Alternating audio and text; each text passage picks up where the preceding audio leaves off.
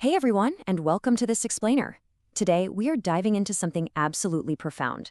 We're going to break down some fascinating insights on the illusion of the self, how we deal with unbearable pain, and ultimately the path to finding true, lasting freedom. We're pulling all of this directly from two really incredible source transcripts. One is a deep guided meditation, and the other is a Q&A session, which is known as a Satsang.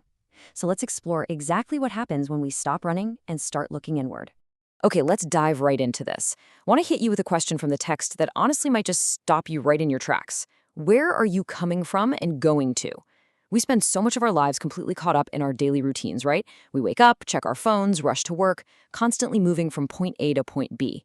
But this text is specifically asking us to pause and deeply question that constant momentum. It's literally meant to jolt us out of our autopilot and bring us into a really intense space of introspection. Like, why are we always moving? And more importantly, what exactly are we moving away from? Section 1. The Magical Awareness, Awakening to the Invisible Reality. So, to really grasp the core themes of our source material, we first have to talk about fundamentally shifting our focus. We are so incredibly used to looking outward, right, at our screens, our relationships, our daily problems. But the text invites us to awaken to this invisible reality. To actually step into this awareness, we have to go to the place where the mind stops, where your entire personal history comes to an end. Awakening, according to our source, means willingly bringing your personal story to a halt. It means stepping into full presence as what the text beautifully calls an aware mystery. You aren't a specific somebody anymore. You're recognizing that magical awareness that perceives everything, like the sound of a passing train or the feeling of breath in your lungs, yet remains totally invisible to the senses themselves. But here is where we hit a massive roadblock. And it's perfectly captured in this quote. Really, we seek the end of suffering, but we don't seek our end. We want to continue. We all want to be happy people, for sure. We want to be totally free from suffering. But the incredible paradox our text highlights is that we are absolutely terrified of actually giving up the illusion of our own identity to get there.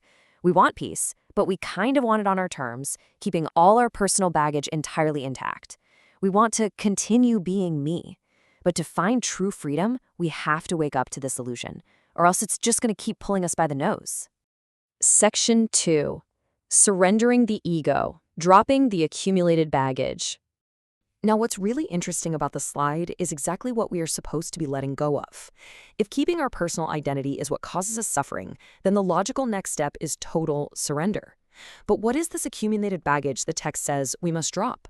Well, it's our stories, our beliefs, and our opinions. Think about it. We all carry so much of this around. The text suggests we have to completely surrender it all and let these things become like mirror reflections on a pond. And here's the truly crucial part. This isn't about surrendering so you can gain some sort of reward. You aren't giving things up to get enlightenment as a prize. You surrender simply to die to this moment, as nothing and no one. Imagine your deepest personal stories and tightest opinions just becoming an echo, a breeze landing nowhere. And when you successfully drop that baggage, something pretty remarkable happens to your perception. The text shares this absolutely beautiful Sufi proverb, "Wherever my eyes fall is the face of God." It tells us that when we finally surrender our personal stories and opinions, we eliminate the distance between ourselves and the world. We aren't looking through the muddy lens of our ego anymore. We see reality purely, without any separation at all. It illustrates perfectly how it is all one open field, one shared space. To get to that state, the process requires us to become what the text vividly describes as the sacrificial lamb. Now, I know, that sounds super intense, but what it really means is that your personal self must be completely given up to the unknown. The text reminds us that anything you try to save or hold on to is just temporary anyway. But here is the really comforting part. What is truly real is ungivable. You have to be willing to give up everything, secure in the knowledge that you literally cannot lose what is eternally real. Section 3. Confronting physical pain, the ultimate test of surrender. All right, let's bring these lofty concepts back down to earth for a minute, because it's one thing to surrender your opinions when you're sitting comfortably, but what about when you are actively suffering? In the Satsang, a participant named Philomene asked a really incredible question. How can we possibly surrender when facing unbearable physical pain? That is the ultimate test, right? To answer this, the teacher draws a sharp contrast between two elements, the attention and the story. The attention is non-physical. It's described as a pure, shining light. That light doesn't struggle with the pain, it just shines. On the other side, we have the story.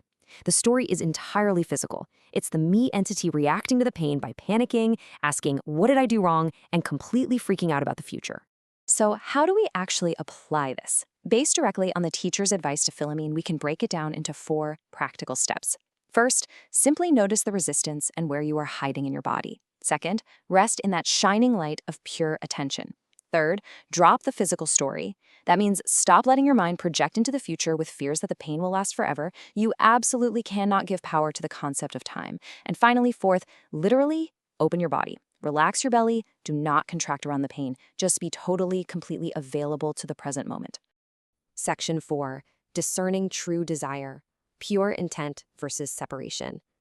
And this brilliantly illustrates a fascinating question raised by another participant, Ginny. She basically asked, if we are supposed to be letting go, who is the one doing the letting go? And is wanting to heal just another illusion of separation? Well, the teacher explains there are 2 distinct types of desire here.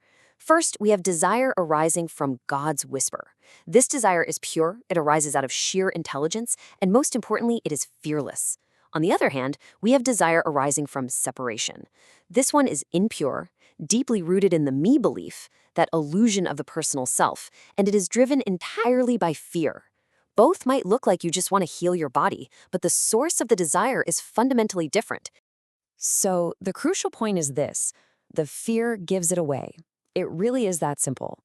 If you want to discern the true root of your desires, look closely at them. Is there a seed of fear?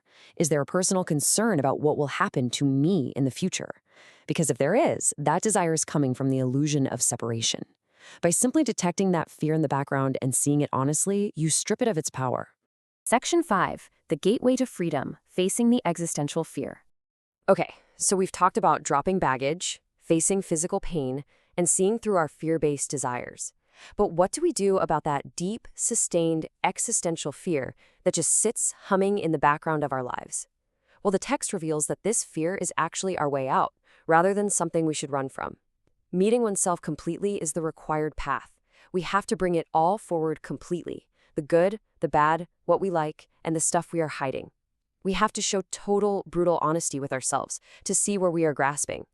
And here's the real kicker. We do this without seeking a resolution. We aren't trying to fix it. We just bring it into the light to detect, face, and go straight through the fear. I really want you to take a second and absorb this empowering takeaway. Existential fear is a gateway to freedom. When we stop dodging that shadow in the background and instead face it with pure, intentionless attention, its nature completely changes. It transforms from a wall that blocks us into a door that opens for us. By being completely available to be unknown, that fear becomes the very threshold of your liberation. I want to end this explainer on a lingering, provocative thought taken straight from the end of the meditation text. Imagine allowing yourself simply to not know. If you are suspended in the space, you may be uncomfortable. You don't move away. Where would you go? I challenge you to sit with that today. Stop moving away from the discomfort. Stop running to the next distraction. What actually happens if you simply surrender to the aware mystery? Thank you so much for joining me on this explainer. Keep questioning, keep looking inward, and I'll catch you next time.